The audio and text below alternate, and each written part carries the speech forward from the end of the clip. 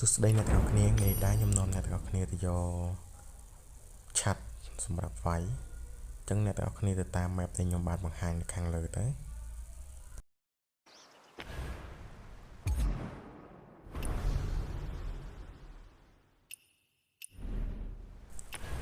បន្ទាប់មកអ្នកទាំងអស់គ្នាមកជួបបរិមម្នាក់ដែលឈរនៅចិត្តមាត់ទឹកហ្នឹងជួបសន្ទនាជាមួយគាត់នឹងដំណើរការខ្វេះឲ្យយើងហើយ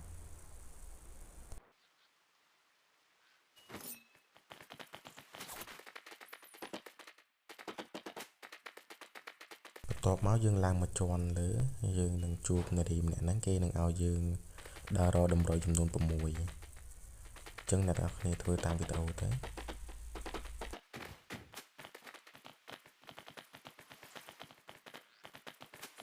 អញ្ចឹងអបដើរមកដល់កន្លែងនេះនឹងមានសញ្ញារូតជាមួយ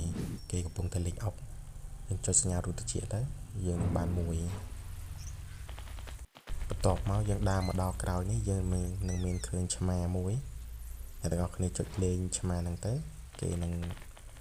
បានតម្រុយមួយទៀតហើយបន្ទាប់មកអ្នកទាំងអស់គ្នាមកជាន់ទី1ជួបនារី2នាក់កំពុងតែនិយាយគ្នាណាអញ្ចឹងយើងនឹងដោះបានមួយទៀតហើយមួយជើងក្រោយយើងហក់ទៅជាន់លើហក់តាមមុខហ្នឹងទៅជាន់លើយើងនឹងឃើញមានរូបតិចមួយអញ្ចឹងយើងចុចស្ដាប់ហ្នឹងអញ្ចឹងយើងនឹងដោះបានហើយចំនួន6ហ្នឹងបន្ទាប់មកអ្នកទាំងអស់គ្នាធ្វើតាមវីដេអូដែលខ្ញុំបានបង្ហាញហ្នឹងទៅព្រោះដូចជាអស់កន្លែងពិបាកហើយហ្នឹងហើយបើករណីអ្នកទាំងអស់គ្នាត្រូវការដាក់លុយនៅក្នុងហ្គេមឬក៏ត្រូវការ account នេះអាចតាក់ទងមកខ្ញុំបានតាក់ទងទៅនឹងតម្លៃធូរថ្លៃទេហើយបើមានចម្ងល់អីអាចសាកសួរនៅក្នុង comment បាន